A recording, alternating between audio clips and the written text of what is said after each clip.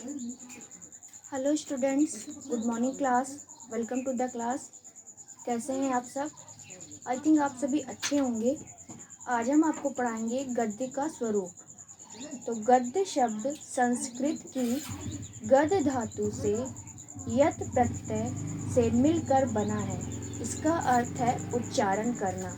अर्थात सामान्य बोलचाल में मनुष्य जिस भाषा का प्रयोग करता है उसे गद्य कहते हैं। तो गद्य किसे कहते हैं कि सामान्य बोलचाल में मनुष्य जिस भाषा का प्रयोग करता है उसे गद्य कहा जाता है। जैसा कि आप सभी जानते हैं, प्रकृति ने मनुष्य को अपनी अभिव्यक्ति अर्थात बोलना करने की एक अद्भुत क्षमता प्रदान की है। वह भाषा के माध्यम से अपने विचारों, भावों, अनुभूति आदि को मुख्य रूप से दो प्रकार से व्यक्त करता है। पहला है गद्य और दूसरा है काव्य। तो मनुष्य अपने भावों को दो ही प्रकार से प्रकट कर सकता है, या तो जैसे हम आम बोलचाल में बोलते हैं वैसे, या तो हम काव्य के माध्यम से। अब हम आपको बताते हैं गद्य और काव्य में अंतर कैसे होता है। तो जिस भाषा का प्रयोग हम बोलचाल में करते हैं उसे हम गद्य कहते हैं, तथा जिसमें छंद, क्रम, ताल, लय की योजना, रागात्मक मनोभावों की कलापूर्ण अभिव्यंजना की जाती है उसे हम पद्य या काव्य कहते हैं। तो गद्य और काव्य में अंतर समझ आया? जिस भाषा का प्रयोग हम बोलचाल में करते हैं उसे हम गद्य कहते हैं, तथा जिसमें छंद, क्रम, लय, ताल, योजना हो उसे हम काव्य कहते हैं। इसके बाद आपका आता है गद्य साहित्य का संक्षिप्त परिचय। तो गद्य के विकास क्रम पर यदि हम बात करें तो उसका प्रथम विकास सामान्य बोलचाल की भाषा के रूप में ही होता है। साहित्य में जिस गद्य रूप का प्रयोग होता है वह अभिव्यंजना, सौष्ठव आदि की दृष्टि से श्रेष्ठ होता है और वही उसका सर्वाधिक विकसित रूप भी माना जाता है। गद्य के स्वरूप का विवेचन हमें तीन कोटियों में मिलता है। पहला है वर्णात्मक शैली में, दूसरा है विवेचनात्मक शैली में और तीसरा है भावनात्मक शैली में। तो पहले हम बात करते हैं वर्णनात्मक शैली की। तो वर्णनात्मक शैली मतलब इसका मतलब होता है कि जब हम किसी का वर्णन करते हैं, किसी चीज़ का वर्णन करते हैं, तो जैसे इतिहास हो गया। इतिहास में भी आप लोगों ने इतिहास पढ़ रखा है, तो इतिहास जानते होंगे कि घटनाओं का वर्णन होता है कि कहाँ पे कौन सी घटना घटी है, आप सभी जानते होंगे। तो और हो गई जीवनी। जीवनी भी अगर हम किसी की जीवनी लिखेंगे तो उसके जीवन का वर्णन करेंगे। यात्रा हो गई, तो जब हम कहीं यात्रा पे जाएंगे तो क्या क्या हमने देखा। अगर हम आगरा गए हैं तो वहाँ पे हमने ताजमहल देखा और क्या क्या चीज़ हमने देखी, तो हम उस यात्रा का या हम कैसे गए उस यात्रा का वर्णन करेंगे। तो वर्णनात्मक शैली में इतिहास, जीवन और यात्रा आती है।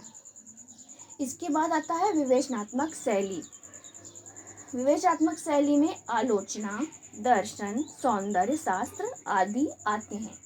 इसके बाद आपका आता है भावात्मक शैली, जिसमें हम अपनी भावनाओं को प्रकट करते हैं। तो अगर हमें अपनी भावनाओं को प्रकट करना होगा तो हम या तो निबंध के माध्यम से प्रकट करेंगे, या हम गीत के माध्यम से प्रकट करेंगे, या हम नाटक के माध्यम से प्रकट करेंगे। तो हम अपनी भावनाओं को इन तीनों तरीके से प्रकट कर सकते हैं। तो जैसे भावनात्मक शैली में निबंध, ललित निबंध, गद्य, गीत, नाटक आदि रूप हमें मिलते हैं। इसके बाद आपका आता है खड़ी बोली गद्य का विकास कैसे हुआ। खड़ी बोली गद्य के विकास के प्रथम दर्शन हमें अकबर के दरबारी कवि गंग कवि द्वारा लिखित छंद बंद वर्णन की महिमा में मिलते हैं। तो खड़ी बोली की प्रथम रचना हमें कौन सी मिलती है? छंद बंद वर्णन की महिमा, जो कि गंग कवि द्वारा रचित है, जिसकी समय सीमा 19वीं शताब्दी मानी जाती है। इसके अलावा 18वीं सदी के उत्तरार्ध में राम प्रसाद निरंजनी द्वारा रचित भाषा योग वशिष्ठ भी खड़ी बोली की पहली रचना मानी जाती है। इन दोनों के अलावा भी हमें खड़ी बोली में कुछ रचनाएं मिलती हैं, जैसे मुंशी सदा सुख लाल कृति सुख सागर, ईशा अल्लाह खां कृति रानी केतकी की कहानी, लल्लू लाल कृति प्रेम सागर, सदल मिश्र कृति नचिकेतो पख्यान आदि ग्रंथ हमें खड़ी बोली के मिलते हैं। खड़ी बोली गद्य को प्रगति पथ पर आगे बढ़ाने का महत्वपूर्ण कार्य के लिए इन चारों कवि सदा सुखलाल, ईशा अल्लाह खां, लल्लू लाल, सदल मिश्र का विशेष योगदान रहा है। इसके बाद आपका आता है भारतेंदु युग, जिसकी समय सीमा 1850 से 1885 मानी जाती है। भारतेंदु युग को नव जागरण काल के नाम से भी जाना जाता है और भारतेंदु युग से ही हमारे हिंदी साहित्य में आधुनिक काल की शुरुआत हुई है। भारतेंदु जी ने अपनी अनोखी प्रतिभा और महान व्यक्तित्व से तत्कालीन समाज को अद्भुत रूप से प्रभावित किया। भारतेंदु जी ने संस्कृत के सरल शब्दों को लेने के साथ साथ सर्वसाधारण में प्रचलित विदेशी शब्दों को भी ग्रहण किया। मतलब भारतेंदु जी ने संस्कृत के सरल शब्दों को तो लिया ही, साथ साथ विदेशी शब्दों को भी अपनी रचनाओं में ग्रहण करते थे। भारतेंदु हरिश्चंद्र को आधुनिक काल का जनक माना जाता है। तो भारतेंदु आधुनिक काल का जनक किसे कहा जाता है? भारतेंदु हरिश्चंद्र को। वेरी इंपॉर्टेंट क्वेश्चन है बेटा, कई बार पूछ लिया जाता है कि भारतेंदु युग का जनक किसे कहा जाता है, तो आपका आंसर आएगा भारतेंदु हरिश्चंद्र। अगर आपके पास क्वेश्चन आता है कि आधुनिक काल का जनक किसे कहा जाता है, तो ये भी इसका आंसर है कि आधुनिक काल का जनक भारतेंदु हरिश्चंद्र को कहा जाता है। अब देखते हैं कि इस युग के प्रमुख लेखकों में भारतेंदु हरिश्चंद्र, लाला श्रीनिवास दास, बालकृष्ण भट्ट, प्रताप नारायण मिश्र, राधा कृष्ण दास, कार्तिक प्रसाद खत्री, राधा चरण गोस्वामी, बद्रीनाथ चौधरी, जिन्हें हम प्रेम घन नाम से भी जानते हैं। इसके बाद खड़ी बोली के विकास का दूसरा चरण आता है आपका द्विवेदी युग। द्विवेदी युग के जनक महावीर प्रसाद द्विवेदी माने जाते हैं। ये सरस्वती पत्रिका के संपादक भी थे।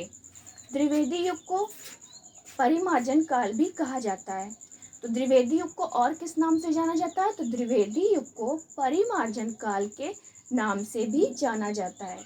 इस युग में निबंधों में विषय विस्तार के साथ विविध शैलियों का आकर्षण युग भी हमें इसी युग में देखने को मिलता है।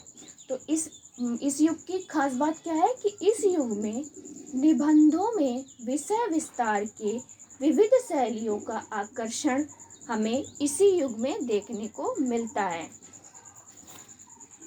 इस युग में जासूसी, सामाजिक, ऐतिहासिक, पौराणिक, चरित्र प्रधान, भाव प्रधान के उपन्यास लिखे गए हैं। इस युग के प्रमुख उपन्यासकारों में किशोरी लाल गोस्वामी, गोपाल गहमरी, वृंदावन लाल वर्मा, विशंबरनाथ कौशिक, चतुरसेन शास्त्री आदि उल्लेखनीय हैं। इसके बाद खड़ी बोली के विकास के चरण में तीसरा चरण है आपका छायावादी युग या फिर शुक्ल युग।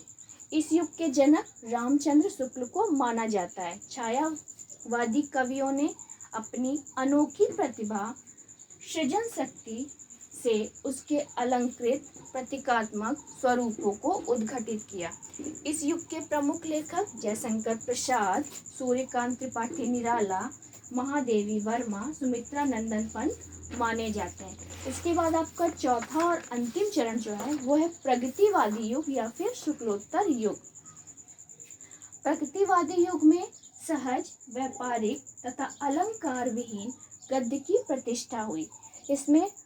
इस युग में भावपूर्ण अभिव्यंजना के स्थान पर सतेज और चुटीली उक्तियों ने ग्रहण कर लिया। मतलब पहले के काल में, मतलब भारतेंदु युग में, द्विवेदी युग में भावपूर्ण रचनाएं लिखी जाती थी, पर जब शुक्लोत्तर युग या हमारा प्रगतिवादी युग आया तो हमने भावपूर्ण जो रचनाएं थी उनको लिखना कम कर दिया। उनके स्थान पे हमने चुटकुले वगैरह लिखना स्टार्ट कर दिया।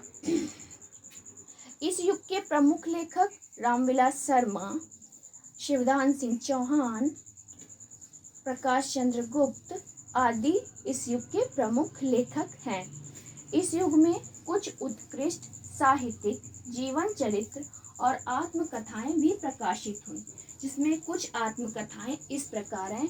पहली आत्मकथा अमृत राय की कलम का सिपाही, दूसरी है पांडे वेचन शर्मा उग्र की अपनी खबर, तीसरी है हरिवंश राय बच्चन की क्या भूलूं क्या याद करूं, और दूसरी आत्मकथा नीड़ का निर्माण फिर जैसी कृतियों ने विशेष ख्याति प्राप्त की। तो बच्चों, आज के लिए बस इतना ही। कल फिर मिलते हैं इससे कुछ रिलेटेड क्वेश्चन के साथ। तब तक घर में रहिए, सुरक्षित रहिए, सेफ रहिए और अपना और अपने घर वालों का ख्याल रखिए।